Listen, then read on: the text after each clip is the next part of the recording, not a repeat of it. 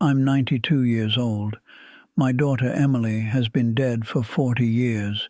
She was 17, and the last conversation I had with her was me yelling at her for interrupting my work call. Those were the last words she heard from me. "Not now, Emily. Can't you see I'm busy?" She died 3 hours later. Car accident. T-boned by a drunk driver at an intersection 4 blocks from our house. She was going to the library to study. The police officer who came to our door said she died instantly, didn't suffer, like that was supposed to make it better.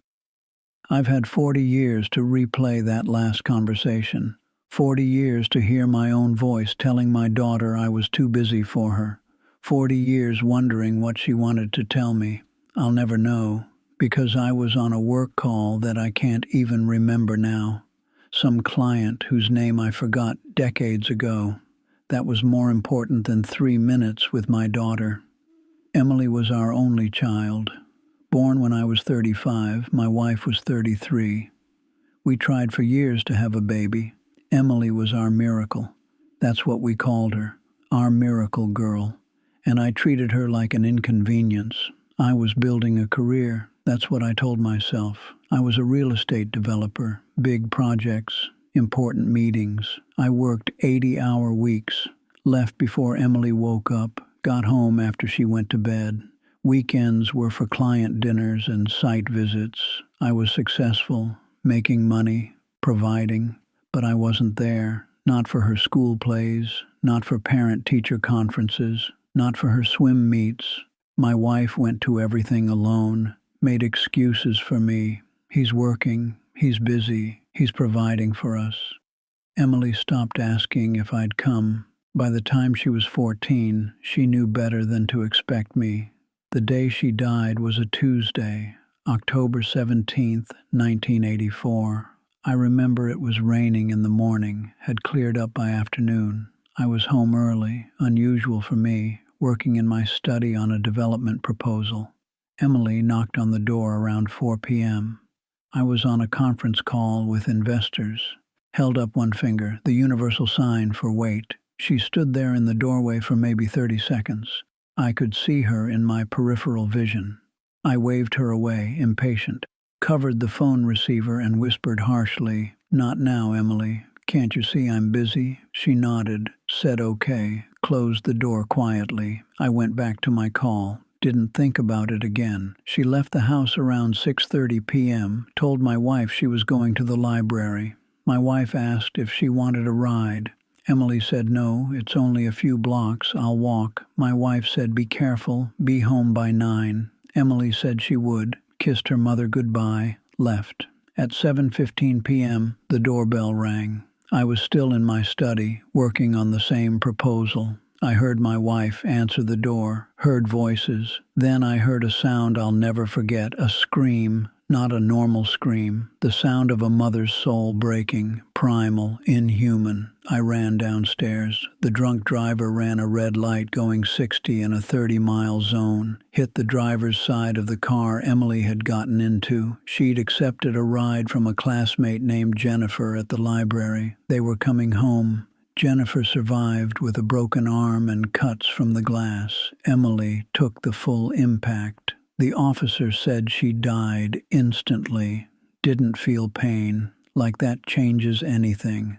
My wife collapsed when they told us. I had to hold her up, and all I could think, standing there holding my wife while she wailed, was 3 hours ago my daughter wanted to talk to me and I sent her away. 3 hours ago she was alive and I told her I was too busy. The funeral was 4 days later. I don't remember most of it. I remember the coffin was white. I remember my wife couldn't stand, had to be held up by her sister. I remember looking at all the teenagers crying, Emily's friends, kids I'd never met because I was always working. They knew my daughter better than I did. After the funeral, I went back to work, threw myself into it. My wife begged me to take time off, to grieve with her, to talk about Emily. I couldn't, because if I stopped working, I'd have to face what I'd done, have to face that I'd spent 17 years ignoring my daughter, and now she was gone and I'd never get another chance. My wife left me 2 years later. She said living with me was like living with a ghost. I wouldn't talk about Emily, wouldn't keep photos up, wouldn't visit the grave. I'd erased our daughter from our life because I couldn't handle the guilt. She said she'd lost both her daughter and her husband. She couldn't take it anymore. I don't blame her. She remarried eventually, had a good life, died 10 years ago. I went to her funeral, met her second husband. He seemed kind. I'm glad she found happiness. I never did. For 40 years I've lived with this. Every single day I think about Emily. Wonder what she wanted to tell me that day. Was it something important? Something trivial? Did she want to tell me about a boy she liked? A problem she was having? A dream she had? I'll never know. I've imagined 1,000 conversations. Me putting down the phone, saying, "Come in, sweetheart. What's up?" 5 minutes. That's all it would have taken. 5 minutes to listen to my daughter.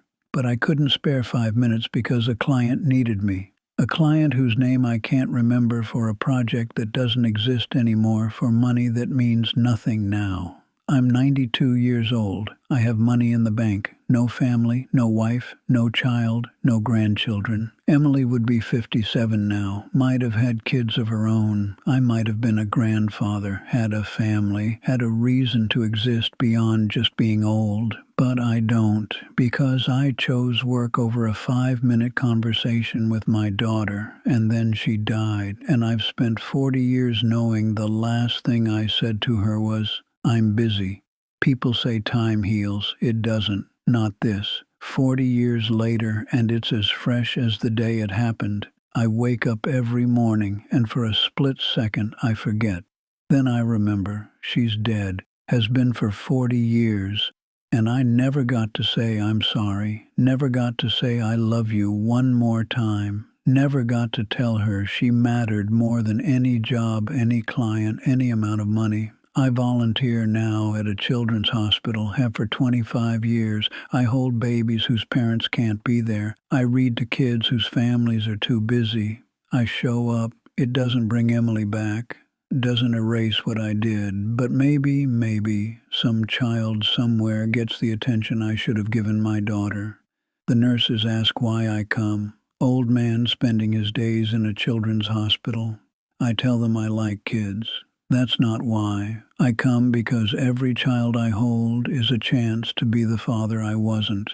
Every book I read is a conversation I should have had. Every moment I give to someone else's child is penance for the moments I didn't give to mine. I keep one photo of Emily, taken a month before she died. She's smiling, wearing her swim team jacket. She loved swimming, made varsity as a sophomore. I went to one meet, one out of dozens. She won her race that day. Looked for me in the stands afterward. I wasn't there, left early for a meeting, but I was there for that one meet, and someone took a photo. Emily mid-race, determined, strong. That's how I remember her. That's the only version of her I let myself keep.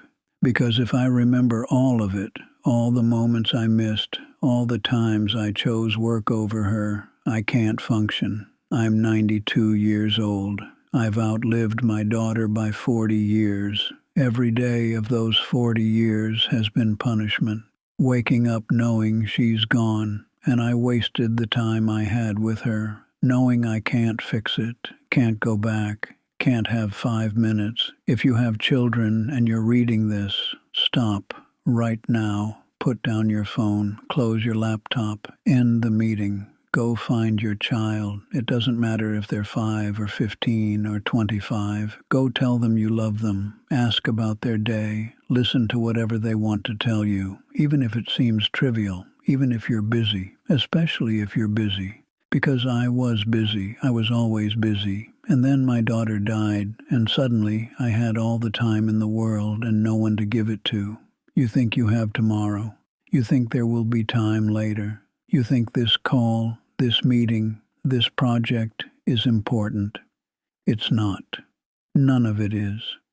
The only thing that matters is the people you love, and they won't be here forever. Emily wanted to tell me something on October 17th, 1984. I'll spend the rest of my life not knowing what it was. Don't let that be you. Don't let the last thing you say to someone you love be, "I'm busy." I'm 92 years old. I've been alive for 92 years, but I stopped living 40 years ago when my daughter died. Don't make my mistake. Be there while you still can.